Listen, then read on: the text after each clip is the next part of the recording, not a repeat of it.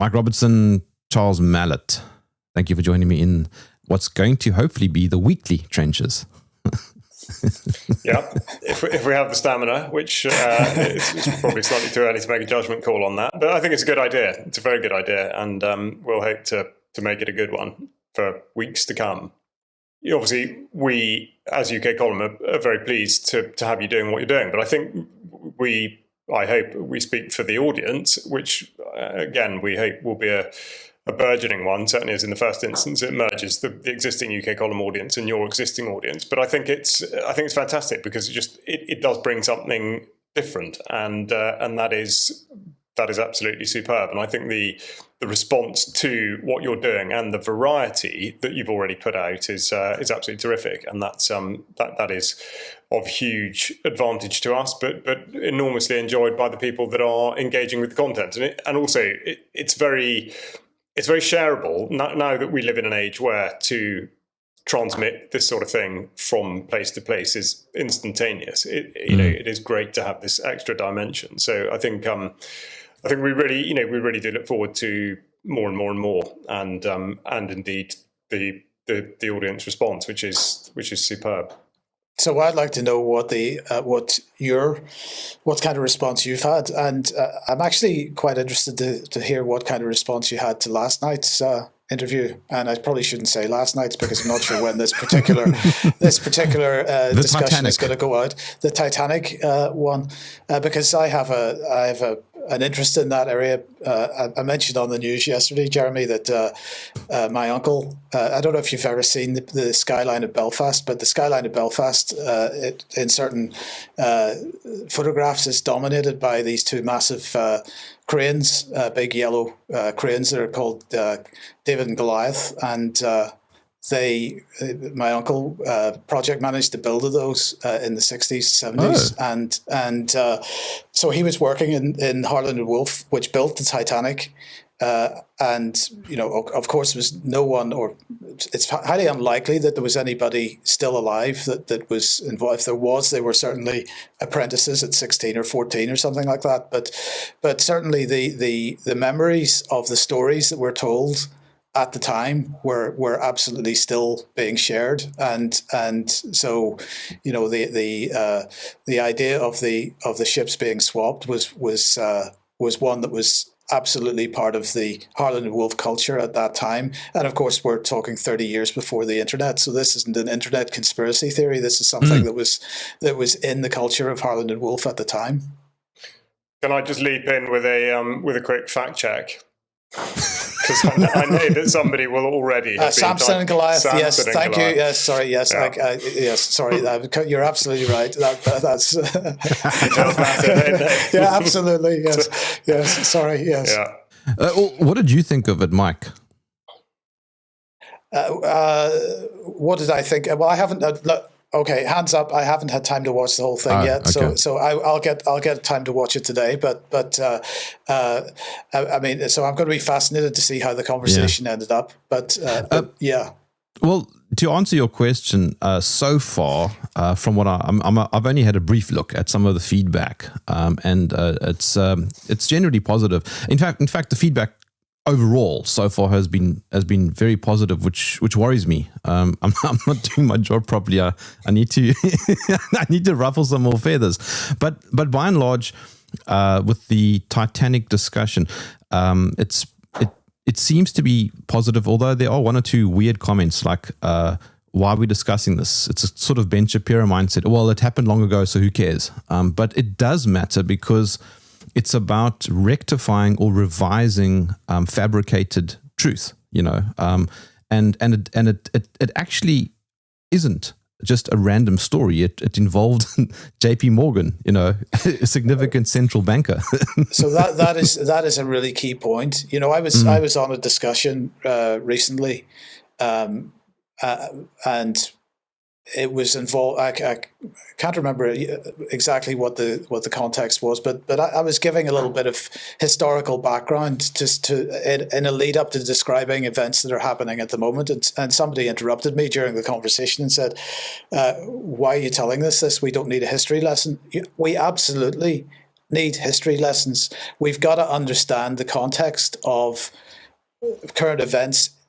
We've got to understand current events in the context of what's happened before. And when we're talking about the likes of JP Morgan, he is the precursor, or he was the precursor to exactly the kinds of mindsets that we're seeing operating today. And if we don't understand that what we're seeing today is ideological in a sense, and we've seen it actually many times in the past, if we can demonstrate from because you know how it is, events happen, and evidence around those events tends not to come out for significant time afterwards. So actually we can learn a lot from looking at historical evidence. And if JP Morgan was prepared to pull that particular gag, then, you know, one of the comments that is often made is, why would they do that?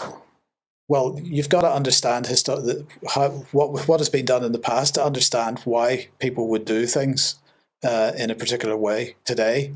And without understanding history, you can't understand current events. I'm going to say that you know, one of the things that surprises me most in recent months about people that are saying that they are interested in the truth is that actually quite often they're not. And whenever a competing idea comes along, they find it very, very challenging.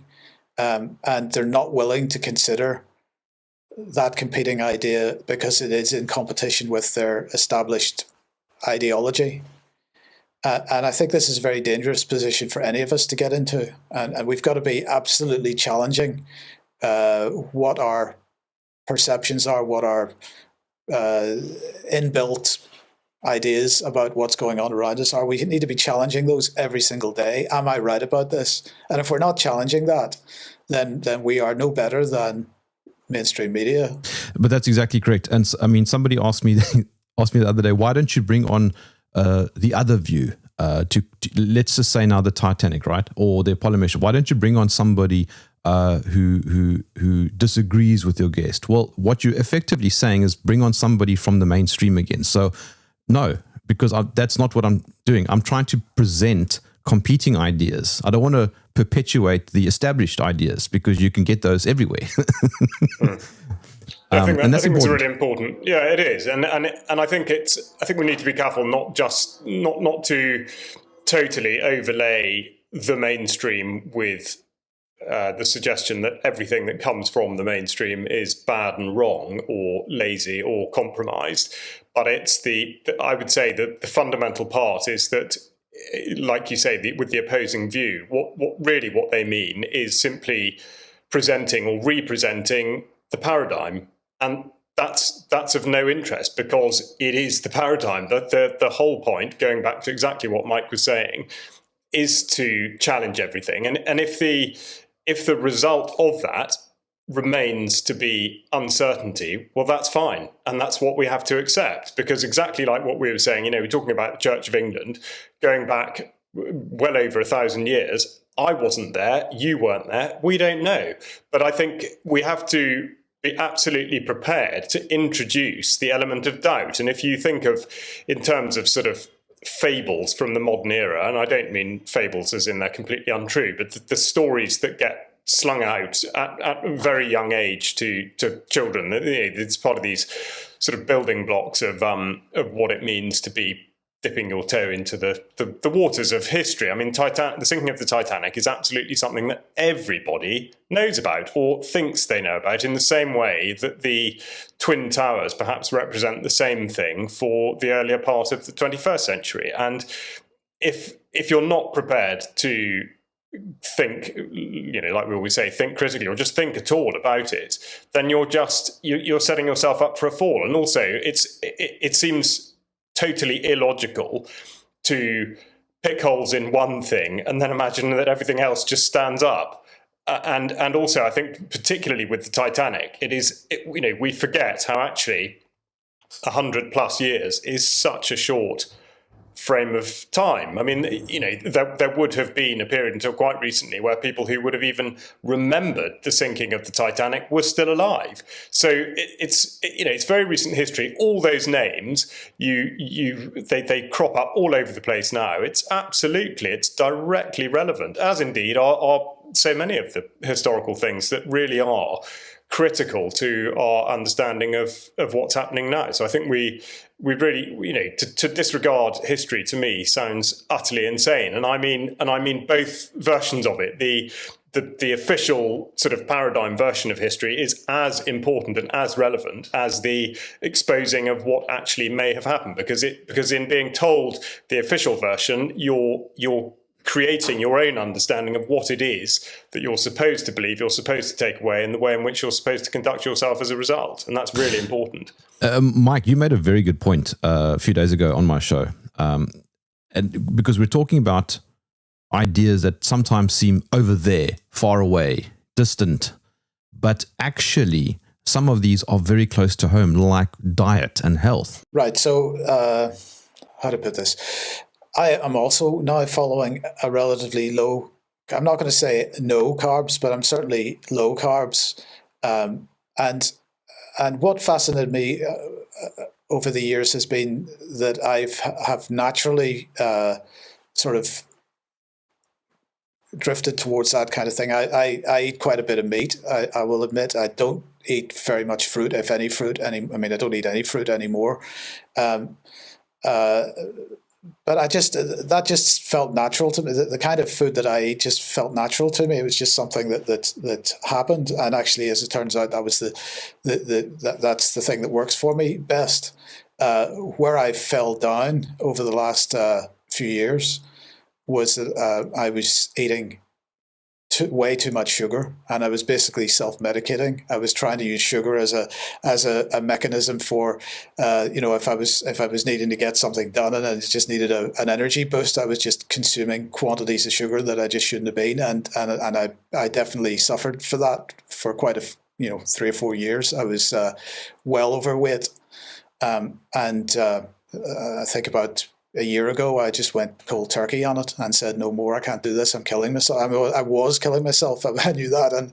And so I've cut sugar out completely in the sense of refined sugar or any kind of, so I'm still eating a little bit of carbs, but that's the only kind of sugar intake I would be having.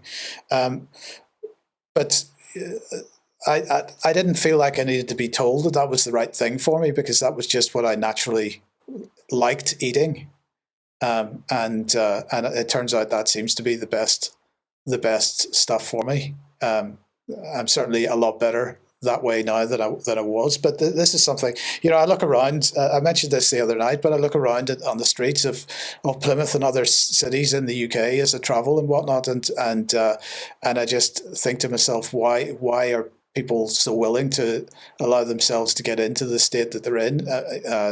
I'm not in any way criticizing, because that would be hypocritical, because I allowed myself. But at some point, we've all got to realize this is not the best thing for our futures, and maybe we want to be reconsidering that. But I mean, how do you expect an army to win a battle if the soldiers on the front line are all fat and sickly? Yeah, well, I mean, Charles is better qualified than I to talk about this, but my feeling is that wars aren't going to be fought by human beings on battlefields in the not too distant future, right? So maybe it's not so important anymore. Yeah, I wonder. I would question that.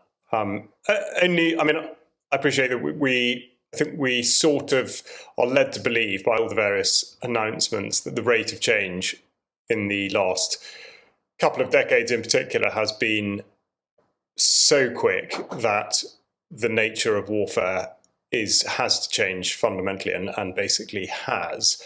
And yet, the last item on yesterday's news was absurd, but I referenced a video that the Defence Science and Technology Laboratory had put out about underwater glue. They said that underwater glue would save lives. I mean, so this idea of kind of innovation can go in any direction. And I remember being asked, my first sort of interactions with the army over 30 years ago, being asked whether I believed that tanks would become obsolete. And this was with a view to new sort of range of armoured vehicles that the British Army was going to introduce. And here we are 30 years later, and some armoured vehicles are now outdated, but ultimately they're still there. They're still doing stuff. There are still blokes running around on the battlefield. I think it is very hard to see how the sort of man-to-man kinetic part would be taken out. Do you not think, Charles, that we're seeing so much use of remotely controlled? I'm not even talking about, let's not go too far into the future in terms of AI-controlled swarms, but certainly remotely controlled drones. This seems to be becoming increasingly the major kinetic weapon of choice. It does. But sorry, go on. No, only, just to say a little bit like what we were talking about earlier, to be able to assign a particular result or effect to drones, I think is very difficult. I'm not aware of there being a mechanism by which we can judge their effect. I think it's very easy to talk it up, and I'm not suggesting that they're insignificant, but actually compared with if one, they are sort of, I regard them as being a mechanism of indirect fire, but there are many other ways in which you can fire indirectly at an enemy or at people and still produce absolutely devastating effects. So I agree with you, but I'm just not sure that we really know enough about the effect and indeed the symmetry of that effect in terms of cost, manpower, and supply. I don't know. I just don't know. I was being metaphorical when I said soldiers on the front line because I'm referring to the information war. So, for example, you have people sitting on their couch eating junk food while scrolling through Telegram and forwarding things that they see and going, "Oh, something must be done."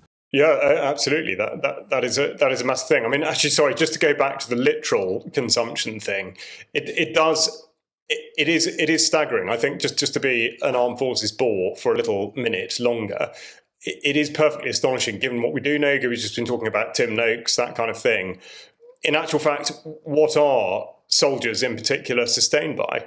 If they're on operations, certainly when they're on exercise, they're sustained by highly processed ration packed food, which has a very, very high sugar content, as well as all sorts of very undesirable things that should really not be in the diet. And that's how they're expected to perform. And again, I don't know statistics, but I can think of a number of people that I know who have become diabetic whilst active in the armed forces. They pay absolutely no heed really to health properly as it should be. Obviously there's sort of medical support, but it's allopathic basic medicine. The number of people who are not fit to fight is a scandal. That should never be the case. People should be properly looked after, and they're not.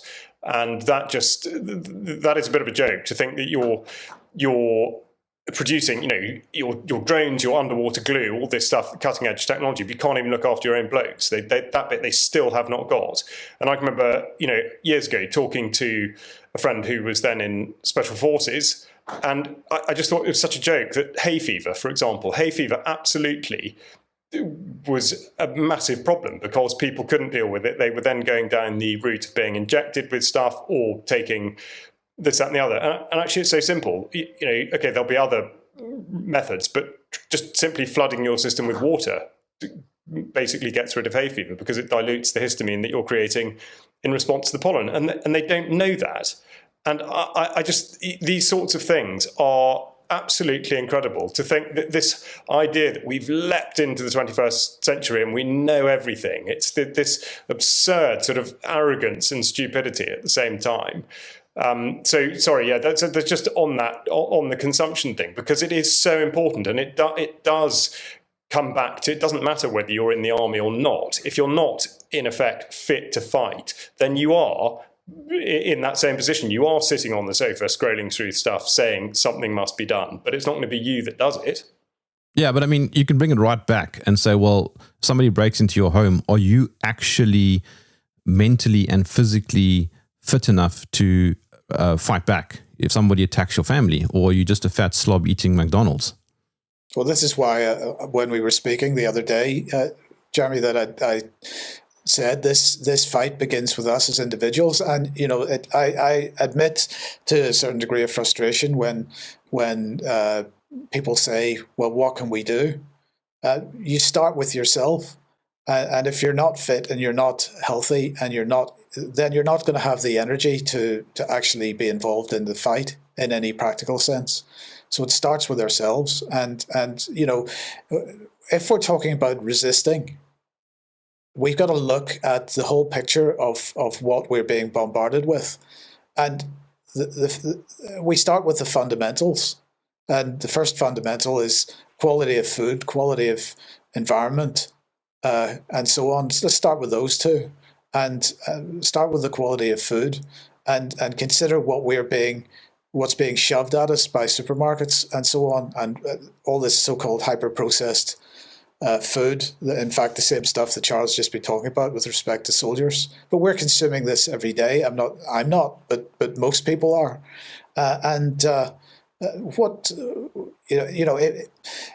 They say, if we do not have the energy and the health there first, because once you get unhealthy, you just don't feel like doing very much. You just, and in fact, it very quickly becomes a downward cycle, and you just don't want to get off that sofa. And at the end of the day, the only way we're gonna win any kind of fight that there might be here is if we get off the sofa and actually start making physical relationships with people again, because the virtual isn't going to cut it. And so you try to find the best quality food that you can find. So in other words, okay, you could take the attitude, well, what's the point, because they're spraying the fields and so on, so I'll just eat this hyper processed food. Okay, you go ahead, that's your choice, but this is not right-headed thinking. And I mean, Charles can speak better than I can on this, because you Charles, you are involved in farming, so there must be ways for people to, with a bit of effort, find good quality food still. Yeah, beyond doubt. Yeah, I mean, I think it's to a certain extent it's harder in an urban area, insofar as you're probably restricted on what you might be able to buy there. And I think also there is a tendency for sort of so-called farm shops in places that aren't really that close to farms to perhaps, I mean, this is a huge sweeping generalization, but perhaps to stock stuff that is sort of dressed up as though it's perhaps organic or chemical free or whatever, and in actual fact it isn't. So I think that's an issue. But then again, that's no different from food that's labelled as being low fat, as though there's some inherent suggestion that it's good for you, and actually that means it's really couldn't be more bad for you. So I think that's a problem. But then again, depending on where one is, thinking back to your Jim Gale podcast of recent times, everyone is able to grow food of some sort. Now, just because you, at the outset, you think, right, well, I'm not going to be able to produce everything that I need to eat, that is not a reason not to have a go. And it's the same. I was making the same point about rainwater last week. We're now, from having gone to sort of flood warnings and watch out, your electric car's going to explode, we're now doing, in fact, it's too dry and we have no water, so look out. But the bit in between is, well, if you were able to harvest some rainwater, yes, you might not have all the water that you need, but you'd have most of it. And then the government would, or the water company or whatever, would not have such a hold over you, in the same way that people do have a hold over you if you're not healthy in mind and body. But no, I mean, in the rural environment, I think there are now plenty of places, people who are supplying chemical-free food, pharmaceutical-free, because I think that's the other thing, is particularly where meat is concerned. As you know, Angus McIntosh has spoken a lot about this, both to you and to me. But the amount of pharmaceuticals that go into the food industry is absolutely phenomenal. And then people sit here and apparently wonder why the domesticated bird population, poultry, is susceptible to disease. And it doesn't matter whether or not you believe that the disease sort of went from a wild bird to an elephant, seal, to a human, to a chicken, or whether you just think those chickens are kept perhaps not in the right condition, which is why they get ill. But the coincidence is there for all to see. And it's the same with humans.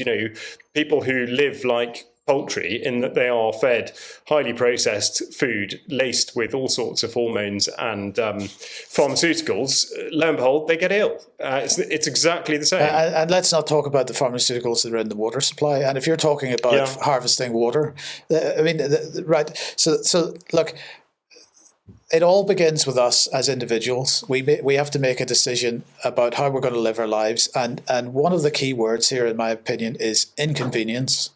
Because a lot of the bad behaviors that we've developed over the years have come about as a result of convenience. So it's convenient to get the water out of the tap.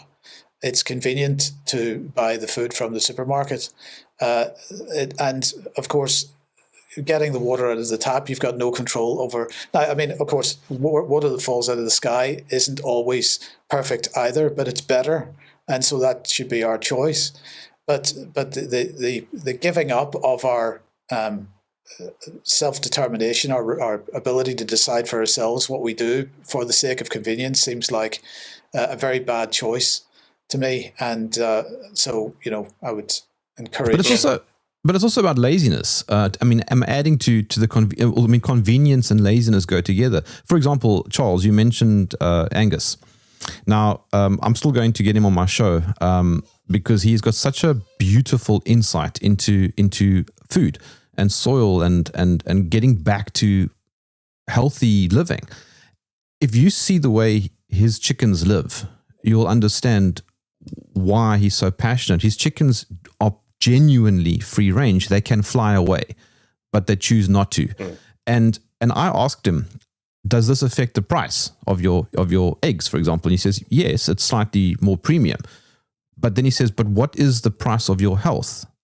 Because eventually, if you keep eating low quality eggs, it's going to potentially affect you, and then you're going to end up having to medicate. So you have to kind of figure out where that balance is in terms of what you're willing to pay for a better quality result. And the laziness aspect is people are not willing to go and look.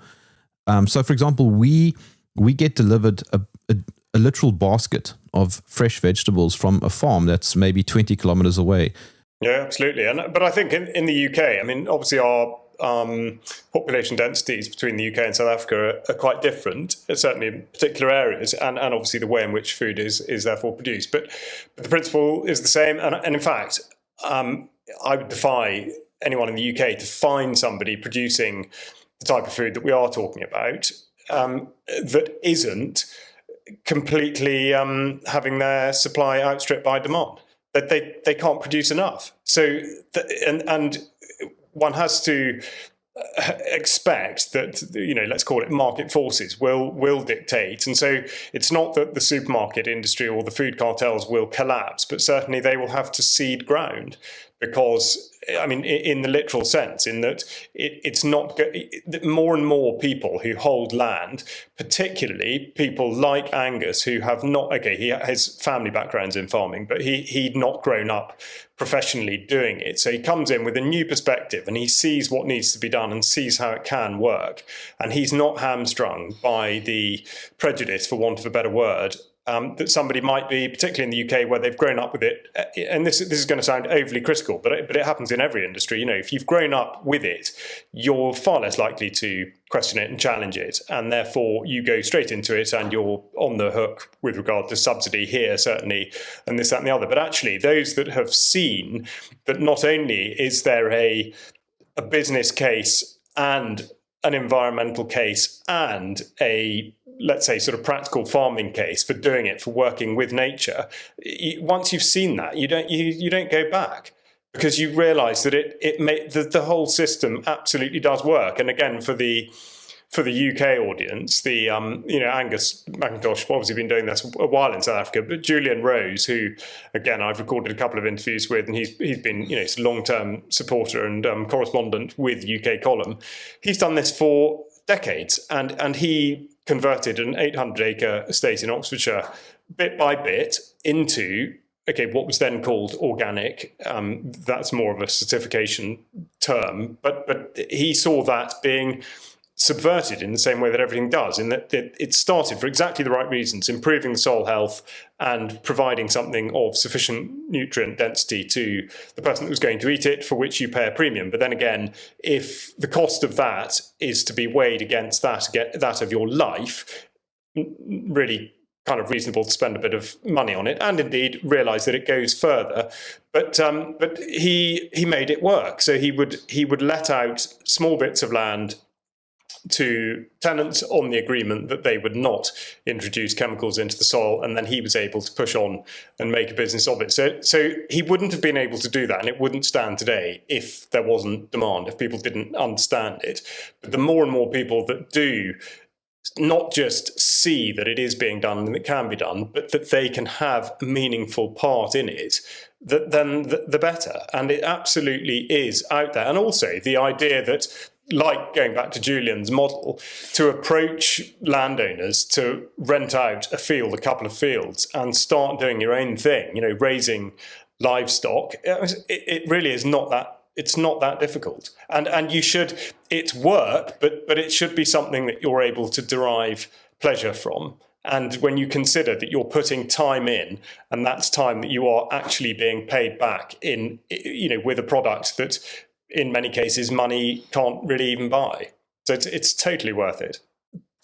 We live in a world, sort of like it or not, and almost all parts of it. There are luckily still some isolated and remote parts of the world where they don't have to make that compromise. But for the rest of us, we do live in a world where we compromise with absolutely everything. And so to take the view that you are, primarily you're, as Jason Christoph would say, progress, not perfection. But the idea that you're, by and large, eating as much of the right stuff as you can and you should, and you feel good for it. And I think, just think of all these sort of the old adage, talking about food that either agrees with you or doesn't agree with you. It's such a sort of grandparently thing to say, and yet it's absolutely true. You can, I find, if you stop and think about it, you can tell absolutely whether something does or does not agree with you.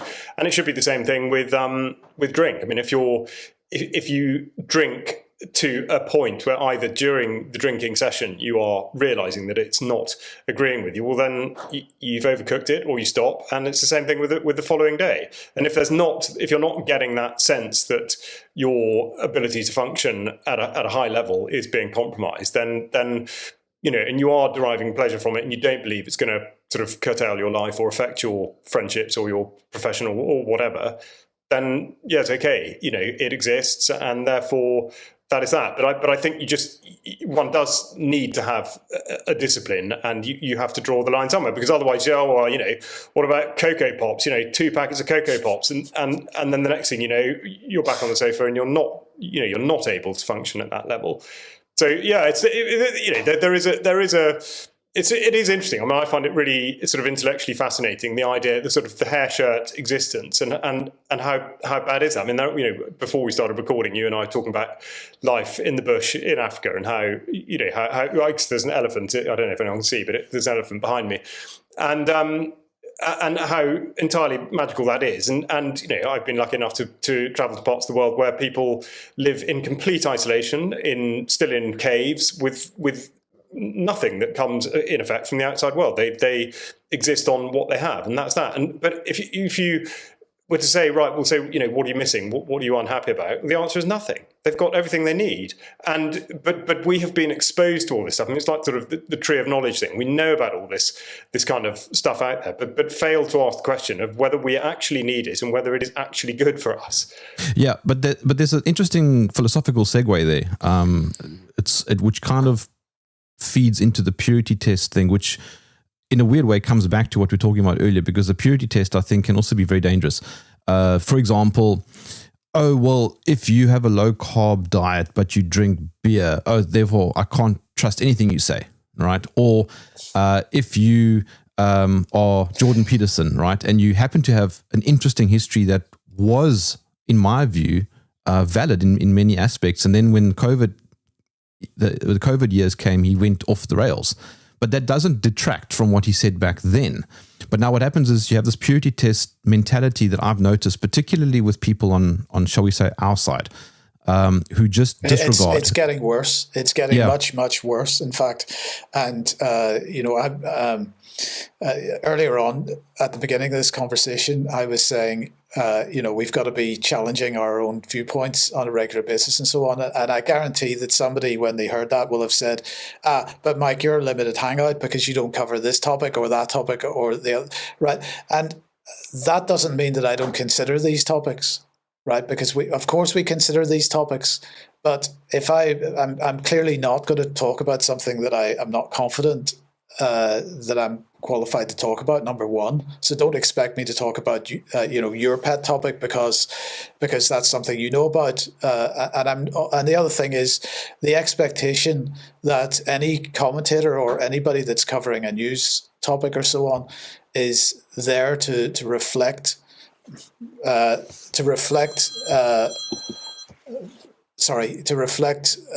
people's own views back at them again. This isn't what the job is. This isn't what we should be doing. If people already have come to a conclusion about something, well, that's fine. They don't need validation from somebody else. Or do they need validation from somebody else because actually they're not that confident in their own position?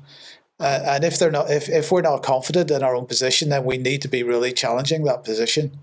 But we shouldn't be running out looking for people to validate our positions and then criticizing those people if they don't validate our position. And the other thing is, we have to be willing to accept that other people are going to have different views to ourselves. And if every time somebody expresses a view which is different to our own, we turn around and say, well, you're a government shill, therefore, then we can't ever actually get to the truth because we're not willing to have a discussion. So, I'll tell you what else is dangerous, and it's actually really if people are talking about limited hangouts, let's talk about why the UK column might be a limited hangout. And one of the reasons is because if we bring someone on to have, and you're discovering this with some of the guests that you have on from some of the feedback, if we have someone on that is taking a different position to the position that the UK column is perceived to have, then that results in us promoting the position that person said somehow, right? If the BBC or Sky News or any other media outlet, a mainstream media outlet, has somebody on that takes a different position to the platform that they're on, the channel that they're on, the BBC isn't accused necessarily of promoting that person's position because the BBC is allowed to bring somebody on to find out what they think, to challenge what they think. We're not allowed to do that for some reason because every time we bring somebody on that is perceived as being on the wrong side of the argument, that becomes, therefore, we are promoting the wrong side of the argument. And this is extremely dangerous, in my opinion. We should be able to and you're starting to push the boundaries of the types of guests that we have had on in the past, and that has certainly challenged in one or two cases some of the people that have watched, without doubt. Tom for example, And I think this is great. This is absolutely what we should be doing. But people have got to drop this idea that if a platform has person X on, that platform therefore is promoting person X's opinion or agrees with person X's opinion. We might choose to present an interview with person X because we feel you need to know what person X's view is for you, to help you come to your own conclusions about what the truth is about a particular point. That doesn't mean that we agree with everything that somebody is saying. And I just feel that is a problem of that where organizations like us end up being limited by, as a result of criticism that really shouldn't be a thing. I don't know, Charles, if you've got a thought about that. Yeah, well, I do agree. I think the bit that's always rather nebulous is trying to ascribe a reason, and it to me, and it's going to be individual to a large extent, but it does seem that if one considers, say, sort of late 2021 to be to have been the sort of high point of unity, let's say, against the mounting tyranny of all the pseudo-health lockdown nonsense that was then driven towards absolute division of society by virtue of whether or not you'd had a novel, untrialed pharmaceutical product. So basically, if you were at that point in one camp where you felt like you were part of a unified body, in that you shared a common enemy, let's say. It doesn't matter whether that enemy was actually embodied by a person or an organization, but there was a sense that you belonged to something. And I think that now that carpet has been whipped away and the common enemy is not there. It's now splintered, and there are a multitude of things that are out there, like health, like climate, like gender, like all these ridiculous narratives that people do have different views on, and that's a contrast. It was there wasn't really much nuance to the taking the view that lockdown as an affront to liberty is simply not conscionable, in the same way that taking a pharmaceutical product that you didn't need and didn't want, just it was so binary. Whereas now there is nuance. And so, to go back to Kennedy, I think people had allowed themselves to believe that sense of unity meant that we all agreed on everything. And we never did. But it was because those topics assumed such enormous primacy in the public consciousness and the individual consciousness that people have struggled to adapt. And for a lot of people who, in effect, jumped the fence in 2020, coming from, what might have been they would regard as being a sort of different place psychologically into a space now, that they're not going to, hopefully, to a great extent, they're not going to sort of drift back into that other place, although of course some have. But they've found that actually the reality is that we are, I say we, but I mean those people that thought those things and felt those things in 2020, 2021 are in fact just as splintered as the group of people that they may have come from prior to that. And I think that's a bit of a disappointing revelation, because I think a lot of people felt that they really were pushing on and it was all a fight and this, that and the other. Whereas now, we've talked a bit about sort of the evolution of warfare. Well, I mean, in a sense, this is similar. And if you can discombobulate your enemy by presenting multitude of targets that are either very difficult to locate and strike and whatever, then you're doing very well. And I think that is sort of what's happening, which is why we get this thing of, well, you didn't say the one thing, or how can you not say this, all these types of things. And I think that's why it's happening. And also I think that it relates very closely to the sense that people are still wanting Nigel Farage or Donald Trump or even Kennedy or somebody to stand up and punch the big guy for them, whoever the big guy actually is. But nobody's going to save you. Indeed. No, we've got to save ourselves. But I mean, just to finish that point, Charles, I mean, I'm not sure we agree on everything. I hope we don't. No, I mean, that would be so dull. It really would. And also, if we agreed on everything, we would learn nothing from one another.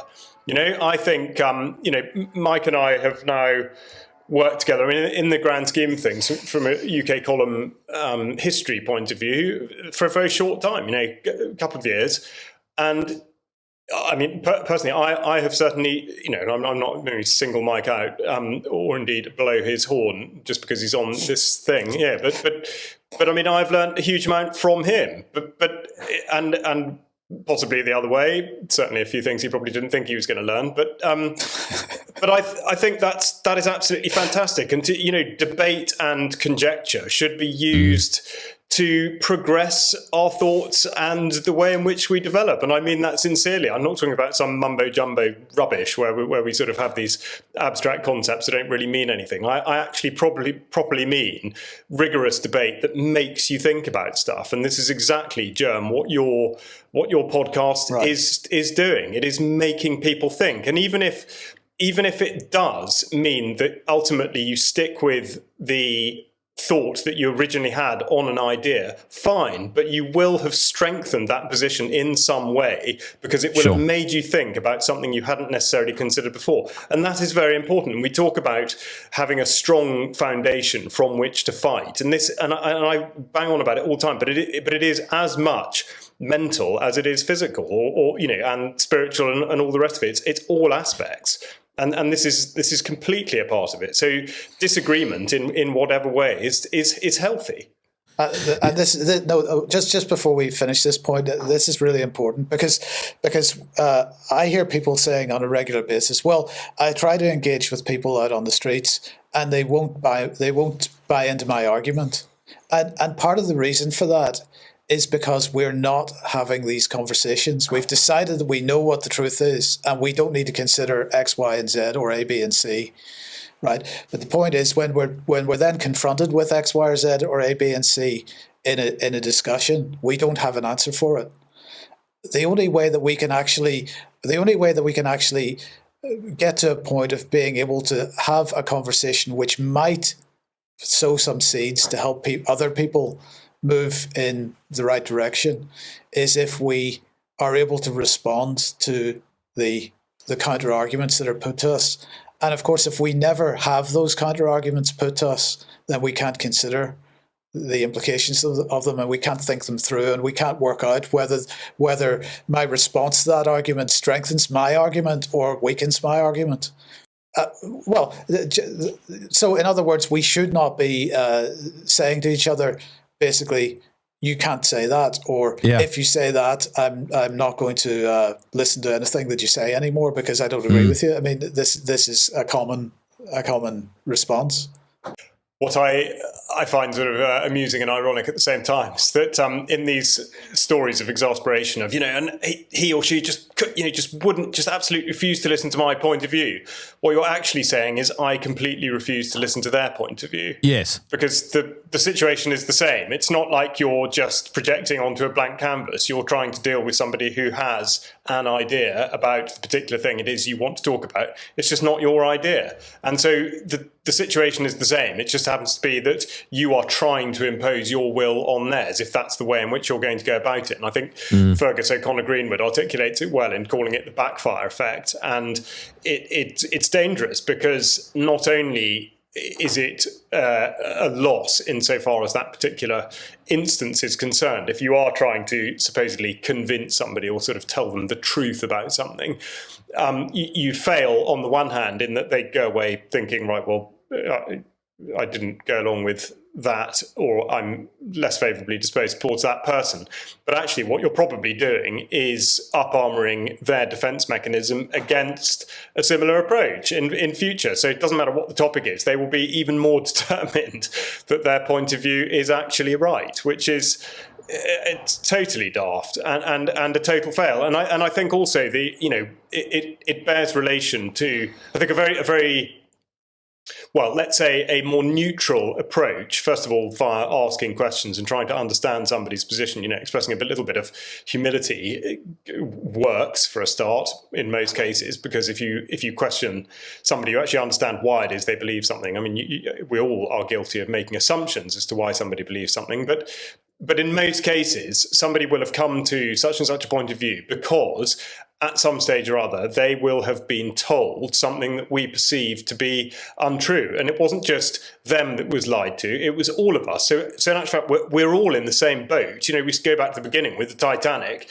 It wasn't just one lot of people that were told a fib about the Titanic, if indeed it was a fib. It was all of us. And so it's not, I'm not banging heads with you. It should be that we're both banging heads with somebody there who has lied to all of us. And that does matter. So in actual fact, we should be looking for the common ground and to work with the bits that we can make those connections with, which is the fact that we are manipulated and abused. The more time people spend trying to put the boot on the other foot, the better. And the thing that always comes to mind in this regard was, okay, we're doing it less and less now, but in the first decade of this century, the tempo of operations for the British Army in particular was very, very high. And we were causing more than a nuisance in certainly Iraq and Afghanistan. And there was huge public support for it because of all the charitable stuff that was going on and this, that and the other, and the line that was changed from it being a sort of military campaign to a political one, keeping our streets safer, and a whole load of stuff that was fundamentally untrue. But the bit that I always found odd was that I've never come across anybody who imagined the situation in reverse, in that the Taliban or the Northern Alliance or, let's say any force, body, whatever, in Afghanistan had taken exception to the way in which we were doing stuff in this country, and they deployed blokes to Dover, and there was a company or a battalion or whatever patrolling the streets of Salisbury or Amersham or whatever.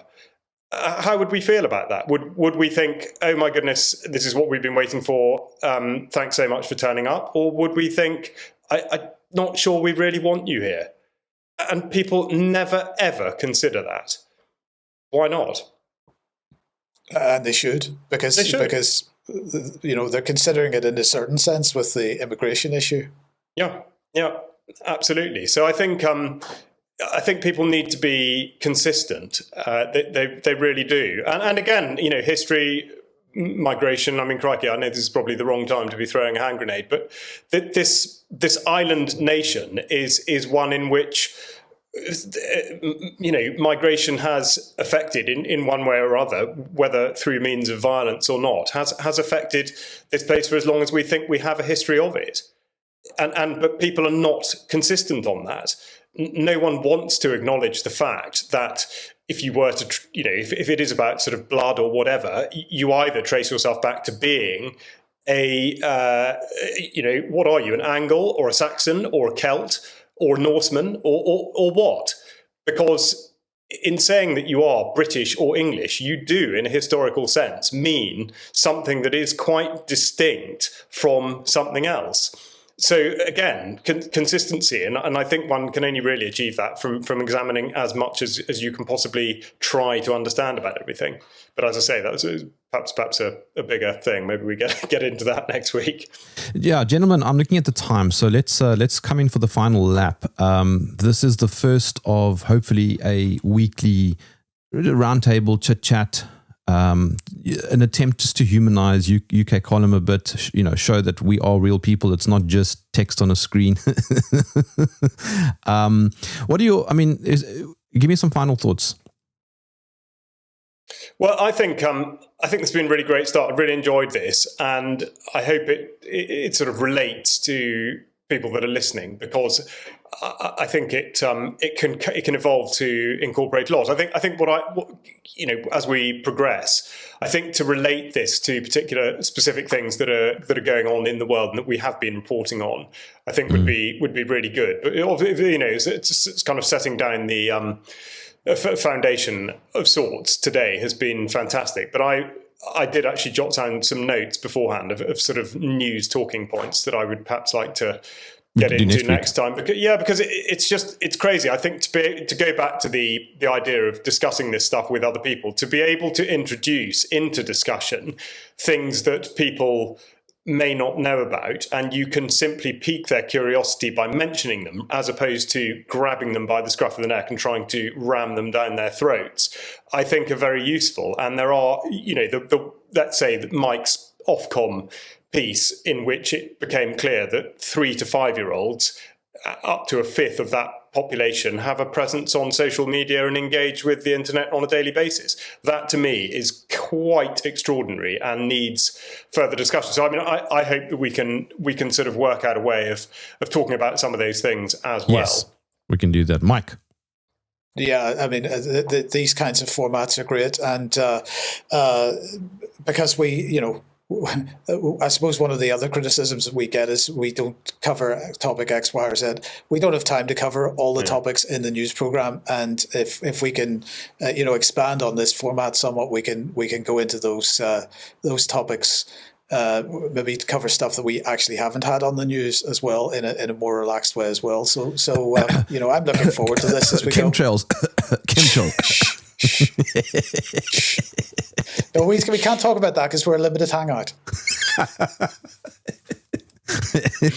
All right. Mike Robertson, Charles Malet, thank you for joining me in the weekly trenches.